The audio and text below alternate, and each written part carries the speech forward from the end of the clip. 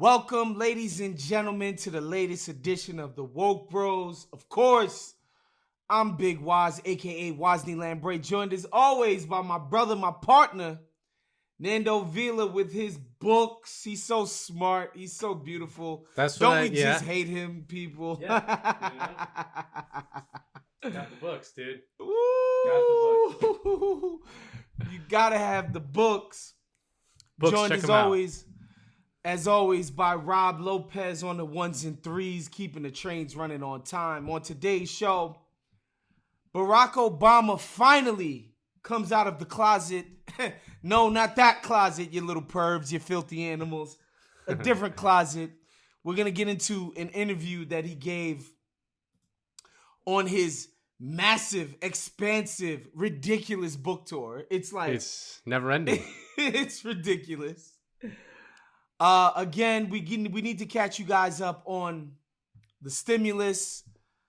Bernie Sanders has obviously, because it's Bernie, he came out and addressed the elephant in the room, which is that Joe Manchin and his bipartisan stimulus package is hogwash. It doesn't do shit for working people. So he's proposed something different. We'll get into that. There's a mass worker strike in the country of India, probably the world record as far as number of people to go on strike at once. We're going to get into that and the implications of that and what all of that means. But first, I don't know if it's that the campaign has now gone into transition mode, Nando, and they're filling out cabinets, or if it's that we just remodeled the kitchen. But another week of cabinet talk, Nando. Yeah. More cabinet talk. David Dayen, who does a great job, just generally speaking, like that. Yeah. You know, he's a really good reporter. Like he does the work. Yeah. So I got respect for what he does. He wrote a piece in the American Prospect about the process by which Joe Biden is filling out his cabinet. And I gotta say, Nando, just reading it was so deeply satisfying. It was written for this show. Yeah, 100%. It's obviously we want him to fill out his cabinet with competent people who are gonna do the work for the people who need it the most, right? Like that would be our dream. So in that sense, obviously, we're saddened by the process that Biden and his freaking team are going by. Filling out these positions. But on the other hand, as soon from the beginning of Biden's campaign to when he ultimately won the primary to throughout the presidential campaign when it looked like he was going to win and he finally wins, we talked about, look, Biden is as establishment, as corporate a Democrat as you are going to find in the party. Like in that sense, he is in the right wing of the Democratic Party. Like there's no other way. He's not a moderate in any way. Obviously, he's not AOC or Bernie, but again, he's not even a Sherrod Brown. He's not even Elizabeth Warren, who we're not going to get into today. He's straight up a right winger. He's a right wing Democrat. Yeah. And how we know this, Nando, is David Dayen does a masterful job of laying out the people who their backers are and the complications that arise when Joe Biden has come out and done this whole muscular, I'm the king of diversity. You're never going to see more women or gays or blacks or Mexicans. I'm the king of the diverse guys, right? And he comes out and does that. But you and I both know, because we talk about it every single week on his show, that he is beholden to the power structure of American business. There's no two ways about that. And how Dayen goes about basically illustrating this is through the curious case of Representative Marcia Fudge, a Democrat from Ohio. She's been working with the Biden campaign that she's backed by, of course, the Congressional Black Caucus. She is black. She is black. Oh yeah, it's important to note she's black.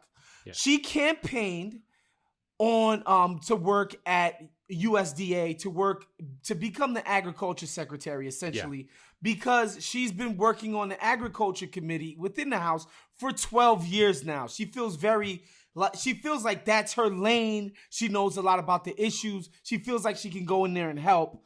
Of course, Biden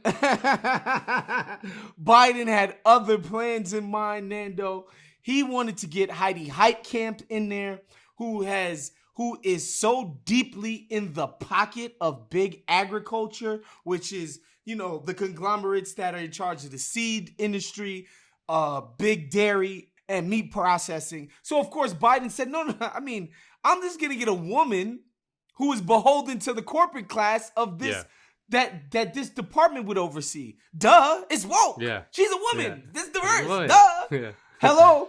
And so, people got pissed. The Congressional Black Caucus got pissed, of course. And they're like, we backed you. And, part of the problem is politics here, Nando, and that, like, the Congressional Black Caucus is like, we want a freaking scalp, right? Essentially, like, not a scalp, but we want a trophy.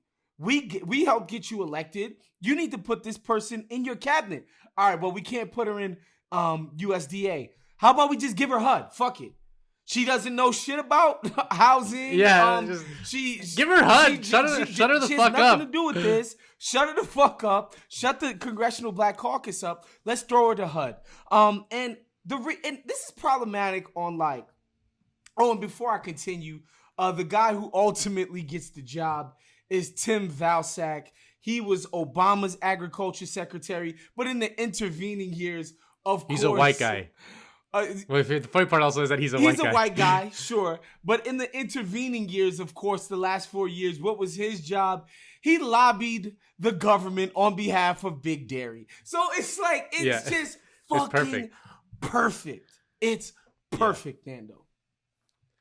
Yeah, Marcia Fudge, she really wanted the agricultural secretary job because, like you said, she had experience in it as part of the agriculture committee in Congress, but also because the agricultural secretary is the person who, for whatever reason, oversees the implementation of SNAP, which is food stamps, as we understand them colloquially. And it's obviously an issue that she knows a lot about. It's very near to her heart. She thinks that there's a lot that can be done within the existing policy framework to improve a program like food stamps, which is crucial and one of the few small pittances that working class people and the poor get in this country, and which a lot of people actually absolutely rely on. We're in a situation right now where 50 million Americans go hungry every year. It's an outrage, and food stamps. And without food stamps, that number would be probably 100 million. It's crazy to imagine. So she really wanted the job. She's qualified for the job, but she's not beholden to big agriculture. And this was something that for whatever reason, the Biden administration felt was important to cater to big agriculture, which I don't even understand why, because Democrats basically get killed in rural areas, in rural states. Like, if there was ever a time to just say, fuck it, let's just go in another direction, it would be now. There's all this talk, and Dayan pointed this out in the article. There's all this talk about frustration with people, poor rural people who vote Republican, saying why would they vote against their interests? It's like the Democrats have overseen the monopolization of farming in this country by a handful of large national agricultural corporations, as much as any other party that, and that has destroyed the rural people's way of life in this country. So, and hold on, before you go on, because I think people who are listening to this, our liberal friends who might be listening to this, will be like, well, the Republicans aren't doing much better on the corporate side and blah, blah, blah. Okay, cool. But they're actually courting their vote in other ways. Yeah. They're not calling them hayseeds. They're not pretending to be these cosmopolitan, fancy, foofy people. They kiss their asses. They tell them, you're America. You're the backbone. You're the realest American that exists. They kiss their ass on the back end. Yes, they do fuck them and their financial interests. But on the back end, they're calling them the salt of the earth, the Heartlanders, all of this. All they do is they cater to these people all day, on culture issues, right? On culture issues. So the Dems aren't giving them offer shit. Them nothing. Yeah. Economically. Yeah. And obviously don't offer them shit culturally. And again, this is the point that we try to make on this shit. week in and week out. Again, people can say, well, those people are just so dumb. They're going to vote against their interests. It's like this smug judgment that liberals have for rural type of people. Like, they're so simple, back-minded, they're fucking their cousins and shit, so they're idiots. They can't know any better about who to vote for. Meanwhile, it's like, bro, like, look at the Dems. Look at the hypocrisy of everything they do and claim to stand for. Like, Joe Biden just straight up was like, let's throw Heidi Heitkamp in there because we need the agriculture industry needs a seat at the table. In my administration, it's lunacy. Yeah, and then because it's this crazy kind of thing about diversity. Kind of, it's the sickest version of the. I mean, we all support kind of more diverse, all this stuff. But like, what's happening is this crazy thing where they're just trying to find the diverse person to carry water for corporate interests, and they're kind of tying themselves in knots, trying to do it. So they throw Marcia Fudge into HUD, which is a department that she has actively said in public on the record that she does not feel qualified and does not want to be the head of HUD, And Biden's like, well, you can't get the agriculture secretary because we need to cater to big ag for whatever reason. We'll throw you HUD. It's like, but I don't know anything about HUD. I don't know anything about housing and the policy of housing and urban development.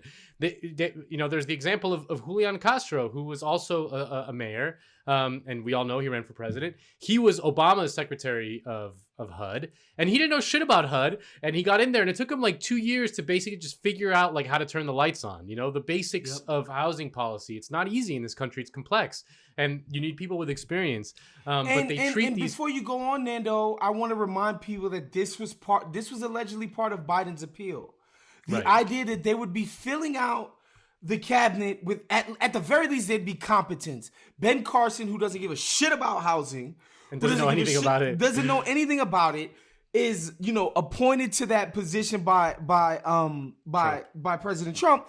And there's all this outrage amongst liberals about, this is why it's important. We have to get Biden in there at all costs because this guy is putting people who aren't qualified. And it's like, guys, when you make these arguments, they're in bad faith. Like, this is why the Dems have no credibility, man. This is why you don't offer people the cultural shit, and the shit that you claim to be great at, you stink at it, bro. Yeah. You fucking stink at it.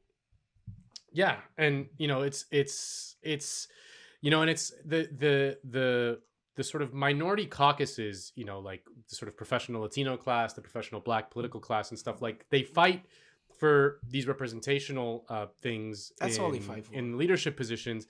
But then even then they can't even, it's like they're getting screwed over even on that front, where they're just kind of like tossing them crumbs it's such a dead end. It's such a dead end in so many ways. And like, we're seeing what happened now with the Secretary of Defense, which is an incredibly important position, literally running the freaking Pentagon, running the U.S. war machine. Man. And they tried to get this woman in there, Michelle Flournoy, who is just like my God, like a walking, just like a walking, like she's a literal hawk. Like she has wings sticking out of the sides. But she's a woman though, Nando. But she's a woman. And they were like, well, but then progressive activists were like, yo, we can't have this like just absolute warmonger running defense. Okay, they're gonna block her. Okay, we'll find a Black guy. They're not gonna be able to say anything about the Black guy. They find a Black guy, this guy Lloyd Austin, and it turns out, and this is like what's so damaging about this kind of thing. He's a general, he was a general not that long ago. And then when he left, this is like beside the point, but when he left the military, he went on the board of Raytheon, which is one of the most evil companies in the world. But the important thing is that the Secretary of Defense, like we in this country have, in theory, civilian control of the armed forces, right? That we have democratic oversight of the armed forces, that we, the people, control our military, that we have civilians in charge of them. At the top, it's the president as the commander-in-chief. But then, in theory, the Secretary of Defense has to be a civilian. He should not be someone from the military. They made an exception under Trump to put Mattis in there. They had to literally make an exception in the laws in Congress to be able to confirm Mattis as the Secretary of Defense because he had not been away from the military long enough to run the department. And now they're going to have to do the same thing with this guy. So like that principle of just having a civilian running the Pentagon is just out the window now. We're just gonna have generals running the Pentagon, which is something that's very dangerous. Like in the long run. Like I'm not saying this guy's gonna like implement a military coup or anything like that, but we're just slowly eroding the democratic foundations in this country to just more and more autocratic rule and less democracy. And this is just like a small example of it, but an important one. Like that. By using diversity as a sort of blanket to hide the real fundamental issues, which is that this guy is a general and he's also on the board of friggin' Raytheon. So it's like the worst of both worlds. So yeah, it's just it's very frustrating and unbelievably depressing. And again, it's not to say I told you so, but like it's obvious what they're trying to do. Like the only reason to go out and scream to the mountaintops about we're gonna be the most diverse cabinet in the history of the world. It's because that's all you want people to talk about. Like, that's the only reason to scream that, right? Like, that's the only reason to lead with that, because God knows you never lead with black people in their issues or brown people in their issues in any other meaningful sense. Like, you never care about, like, the material needs of black and brown people for real. They're just fucking human meat shields at this point for the exact same corporate establishment agenda that gets you creamed in elections and gets you fucking just like erodes the credibility of the party. Like, I was listening to Hayes the other day. He had the lady in South Florida. I forget her name, man. She's a Debbie Murkazal Powell. Yes, and she lost in South Florida as a Democrat. She kneecapped Bernie over the Castro comments. She was like the front line of that. Right. And she made a point. She was like, man, one of the only Democrats that ended up winning out here ran as an independent and then run as a Democrat. Yeah, like the that, mayor. What the fuck do you think that means? That means the brand, the name Democrat has no credibility, bro. Like none whatsoever. And it's so obvious why. It's like, and again, the funny thing is, Nando, as like political junkies and especially you as like a professional political, a lot of times we get to wag our fingers and shake our heads at our normie friends when they talk about I never do that. The duopoly, or when they talk about Democrats and Republicans are all the same. And I'm just like, yo, it's a little bit more nuanced than that, blah, blah, blah. But like, it's kind of fucking true, man. At the very top, at the tippy top, when it comes to Biden, Schumer, Pelosi, McConnell, Paul they agree Ryan, on more things than they disagree on everything, dude. On more things, there are some disagreements and they are meaningful, but people would be shocked at how much they agree. When you think about Paul Ryan, Joe Biden, Mitt Romney, Mitch McConnell, Nancy Pelosi, Chuck Schumer, like that's a party like, in itself. In foreign policy, they more or less agree on like 100%. Like there is very, very little daylight from the average Republican elected official and the average Democrat elected official in foreign policy. Like that is the one area where it's like it's almost like exactly the same. The Democrats would like to do a little bit more social spending, but it's not a lot, and they both would like to cut. They both want to cut Social Security and Medicare if they could. They both want the corporations to essentially do whatever it is they want in this country. No repercussions, no accountability. The only people who face accountability are normal people like you and I.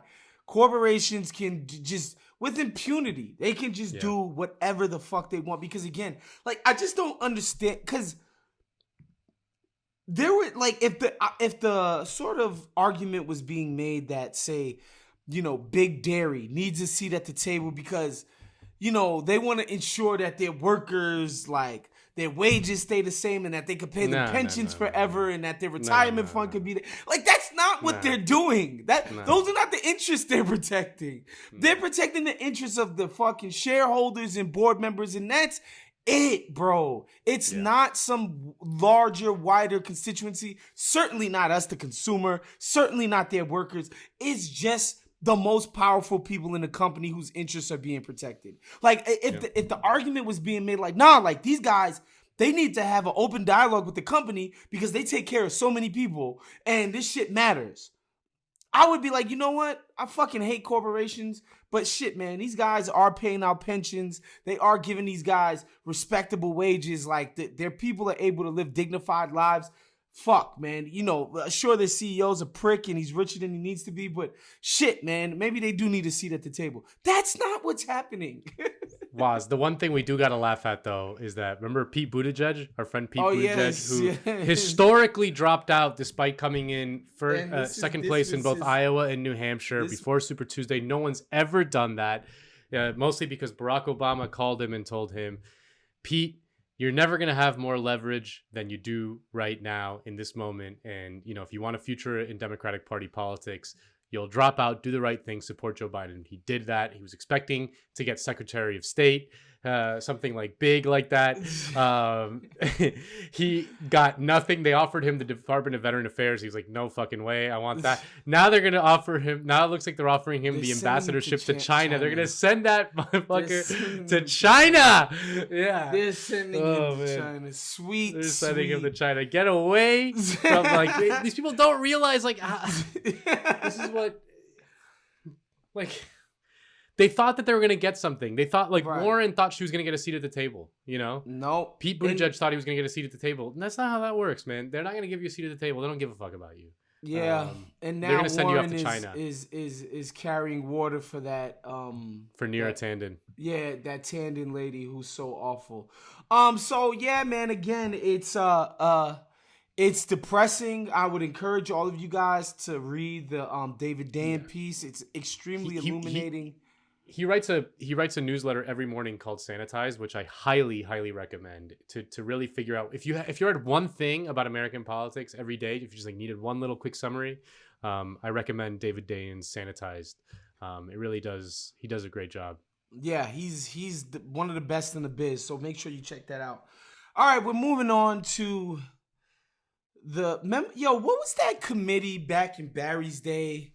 It was like the Team of Six or the Gang of Six? The Gang of Six. Or the Simpson Bowls Commission. The Gang of Six was on immigration. Yes. Simpson Bowls was like, oh man. Alan Simpson and Erskine Bowls. Yep. A committee to get together a bipartisan agreement to cut Social Security. Right.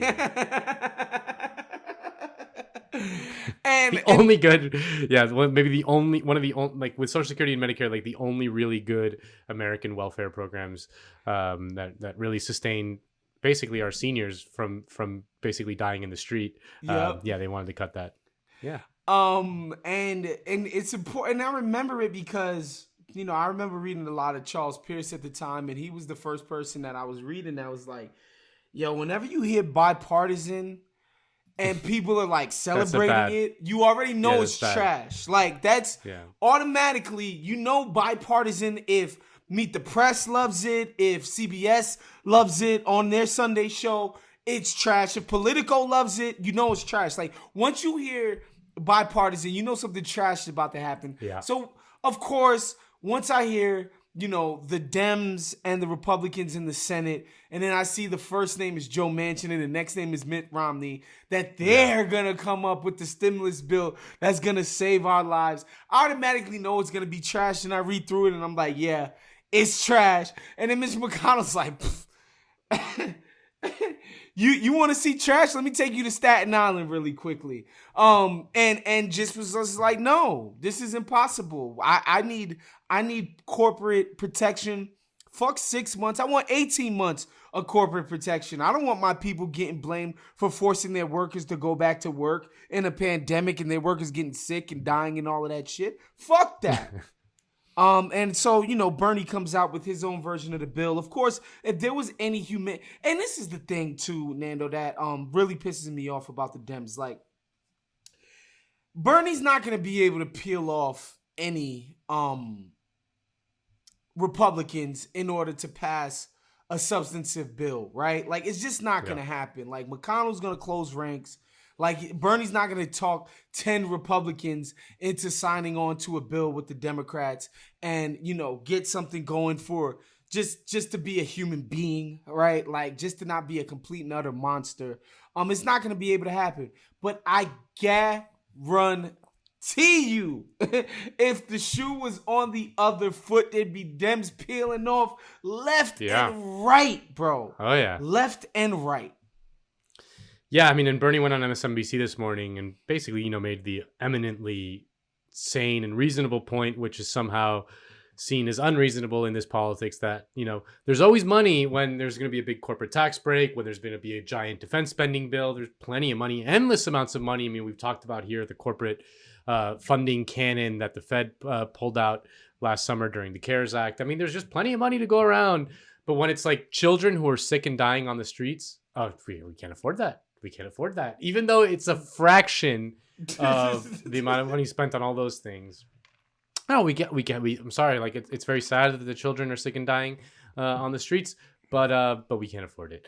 And so it's yeah. I mean, no one thinks that the Bernie's version of the bill is going to pass or whatever. But you need to put up a fight. You need to show some leadership. I mean, and you need to sort of rally around an agenda that helps people, because if not, you're just going to continue this kind of slide down that is going to end up in disaster. I mean, the asymmetry in American politics is something that's just striking to see. Is just the Republican Party just constantly more rabid, going further to the right, and they're pulling the Democrats with them. I mean, that's the thing, is like, because the Democrats see themselves as this kind of reasonable centrist party, if one party goes way to the right, they're going to go along where the center of gravity is.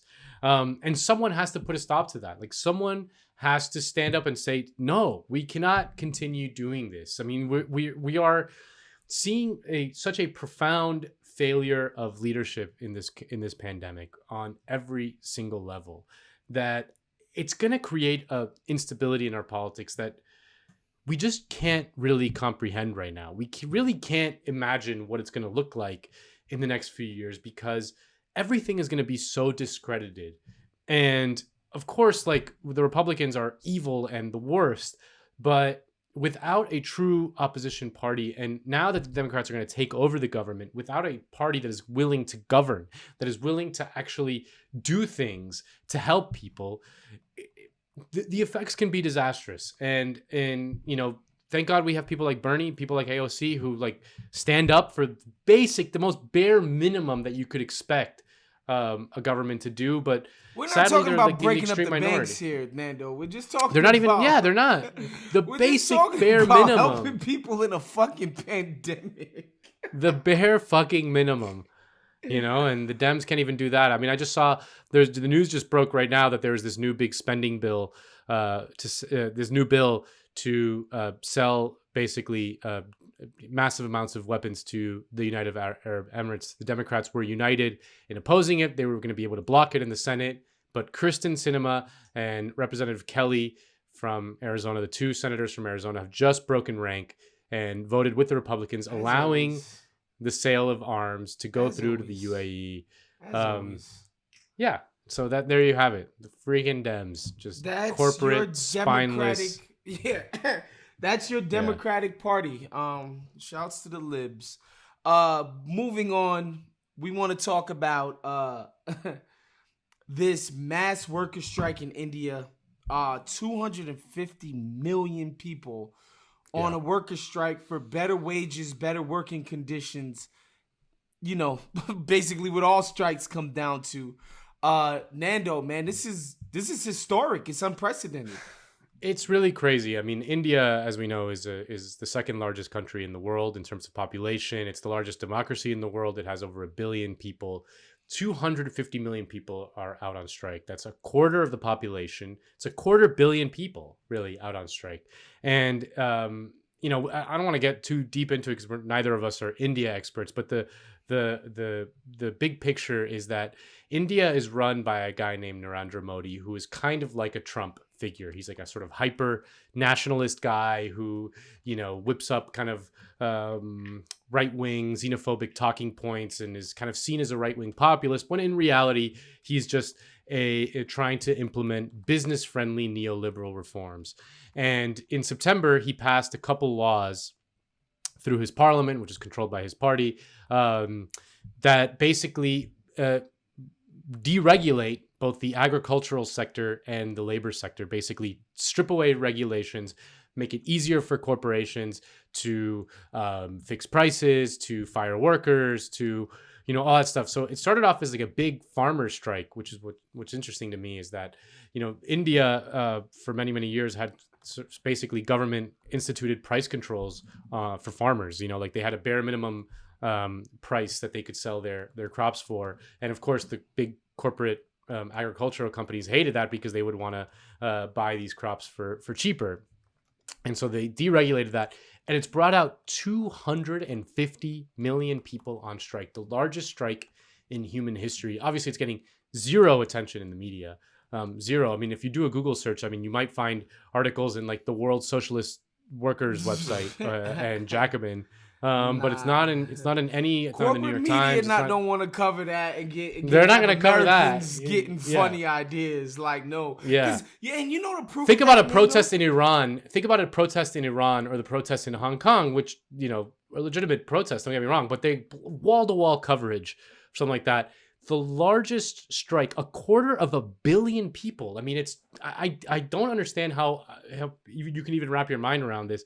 Not a single mention in the New York Times, not a single mention on CNN. It's just nowhere to be found in the corporate media. Yeah, and proof of that, honestly, is when they called what the NBA players did during the playoffs a boycott. That was a worker strike. That was a strike. Yeah, absolutely. They're millionaires, but they're workers at the same time. They're workers. That was a worker strike. We're not picking up the ball today. We're not working today. Yeah. Straight up and down. But they didn't want to frame it that way, and that's not by accident, people. That they don't want you guys thinking that, you know, collectively getting together and exerting your power is a good idea. No. Stay placated in your little job and go to your cubicle and play with your iPhone. That's what they want you to keep doing. They don't want you thinking that you have power. They don't want you thinking that. They don't. And so they would never frame it like that in the media. And it doesn't surprise me that the biggest outlets have completely ignored the story. But we thought we should let you guys know about that. Yeah. And finally, guys, you know, I'm pretty excited about this, Nando, because last week we debuted a brand new segment called maybe Barry was kind of a douche and still is kind of a douche and was a douchey guy and I don't know why everybody still loves him. So, or something like that, which is a segment in which we delve into Barry being kind of fucking annoying and just making us want to tear our freaking heads off. This comes to us courtesy of Jonathan Chait from New York Mag. Jonathan who is Chait, the chief Obama propagandist. He wrote a book about the Obama presidency, which was basically like that he was like the greatest president to ever live. And Jonathan Chait, friendly interview. He's your centrist favorite centrist, right? Like he is as centrist as it gets. But and this is a pretty long passage, so I do want to read to you. And I mentioned that Barry came out the closet at the top of the show, but I'm gonna read this passage to you guys. And this is Barry sort of talking about a leftward critique of his administration, and just the concept that they were too fucking neoliberal for their own good. And here goes Barry's quote. He says, and it's the combination of no-holds-barred free market ideology and Milton Friedman's arguments about shareholder value and the weakening of norms inside the corporate boardroom combined with foreign competition that starts unraveling that social compact. What is true is that there are a bunch of Democrats who start saying, well, yeah, maybe the free market can do it better. Maybe we don't need these regulations. And maybe unions are too stodgy and outdated and preventing increases in productivity. And the key is that we have to grow the pie and not just worry about dividing the pie. And then Ronald Reagan comes in, wins over a big chunk of those same workers in a coalition, despite doing everything he can to bust unions. And a bunch of Democrats think, look, this isn't going to work for us politically. And what's a fair criticism is the fact that through Clinton and even through how I thought about these issues when I first came into office, I think there was a residual willingness to accept the political constraints that we inherited from the post-Reagan era. That you had to be careful about being too bold on some of these issues. And probably there was an embrace of market solutions to a host of problems that wasn't entirely justified. No shit, Sherlock.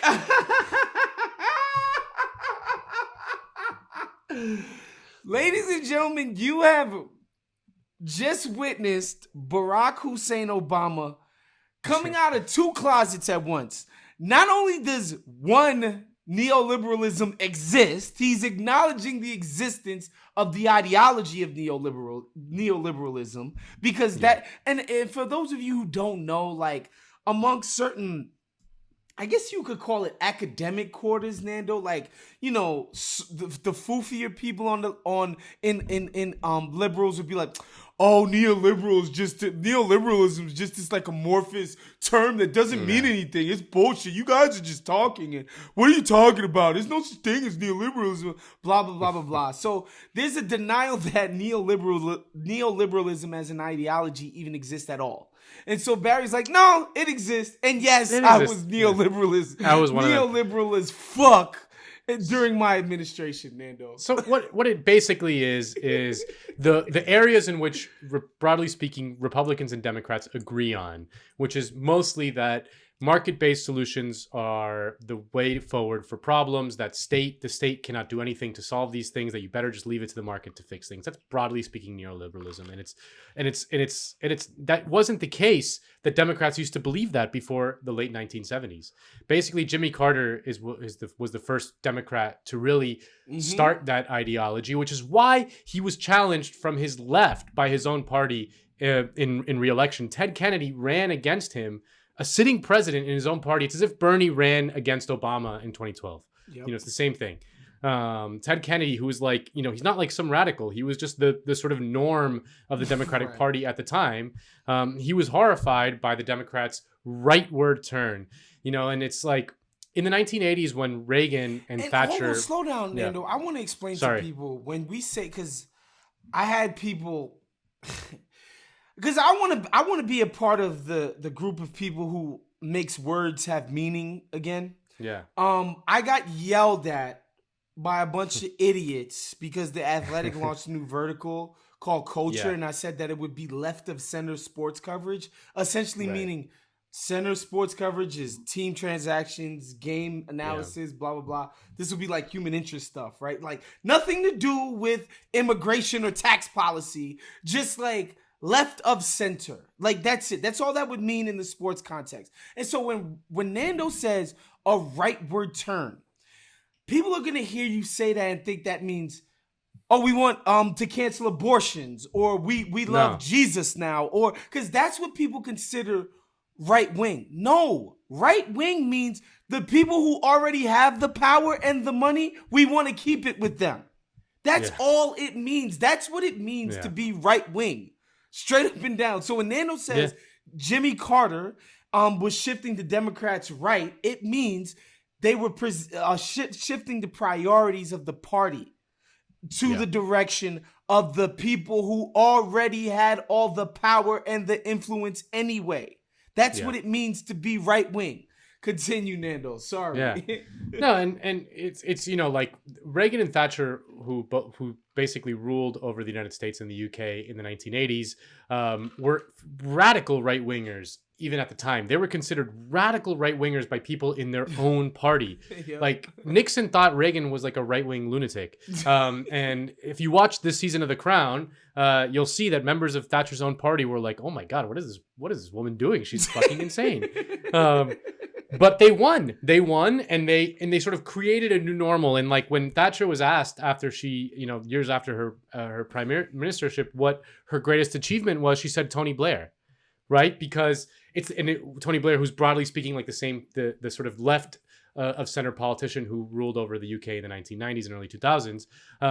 But he adopted all of her premises. Right. Same thing with the Democratic Party post-Reagan. This is what Obama is talking about. They basically this right-wing lunatic took power in America, and then the Democratic Party was like, yeah, he's right about everything. We more or less agree with him on everything. And Bill Clinton was the product of that. He was Bill Clinton, 20 years before his presidency, would have been considered a right-wing Republican. That is a fact. And he was to the right of Nixon. Like, Bill Clinton was not to the left of Nixon. Bill Clinton was to the right of Nixon. Right. You know, because the center of gravity in American politics shifted so dramatically to the right that even the left party went to the right. So yeah, Obama is basically admitting that, and then admitting that can we talk about? Sorry to interrupt, Nando. Can we talk about what he? And the important part is he talked about we don't want to fuck with trade unions. Those people don't get it, and I think what you know what the dynamic is. There is these, let's face it, cone-headed liberals who went to their nice schools are just like, I'm sorry, these union shop stewards, like, they're fucking lunkheads. They're ignorant. And they don't watch Broad City like I do. Exactly. And yes, they might not want to go to the Met or the MoMA, and they probably say wicked things about Mexicans, Negroes, and gays when they're at their own dinner table at their house. Sure. But let's face it, trade unions delivered outcomes for normal people.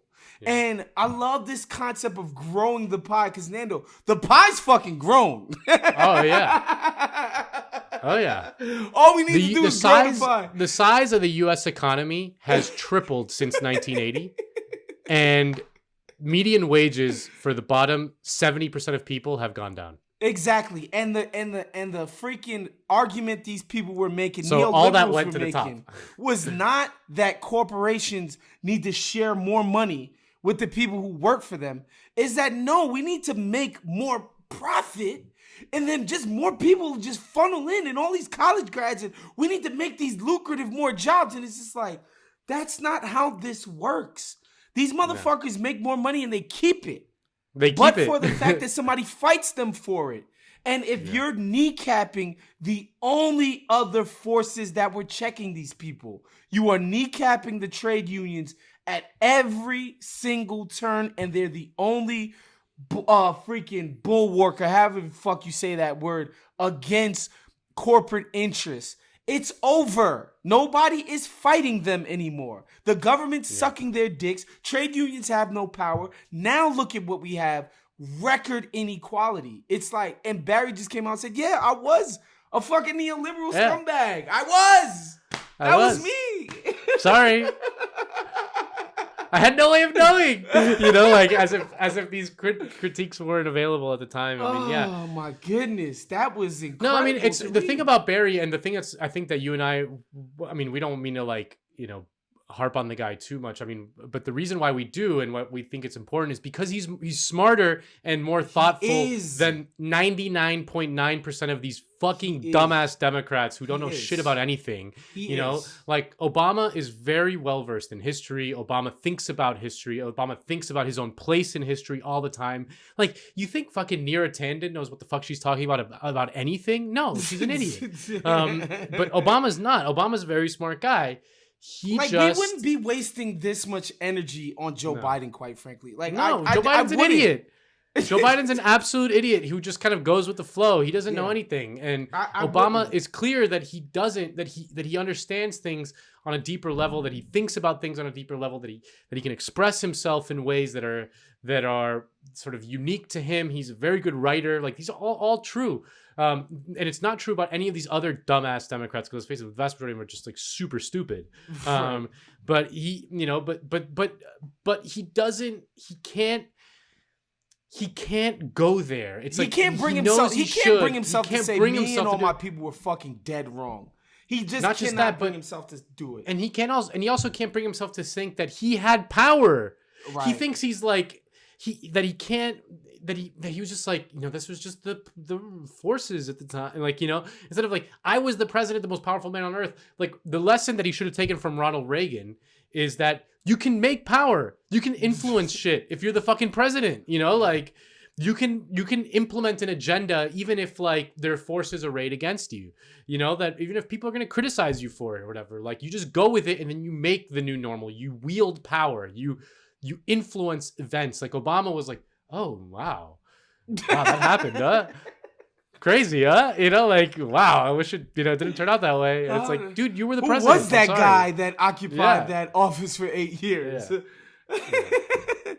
Anyway, I just found it fascinating. The media tour continues to be the gift that keeps on giving. I don't know when it'll end, but yeah, it's giving us great content for the woke bros.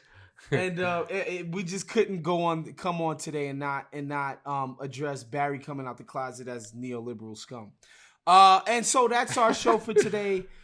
Make sure you're subscribed and checking out the bomb feed, all of our other offerings, whether it be Crazy Sexy Cool, Wednesday services, Growing Up the Same, the OG show. Of course, make sure you're listening to the Friday mailbag, the Dad Pod, Cinephobe, pack your nines. So much content. So much count the dings, baby. Man. And of course, if you can, please, I know it's difficult times, but please become a Patreon at patreon.com/count the dings. Support all and drives all the shit that we do around here, man. And so Fernando Vila and Rob Lopez, I'm Wos and Nando. We out of here. Peace.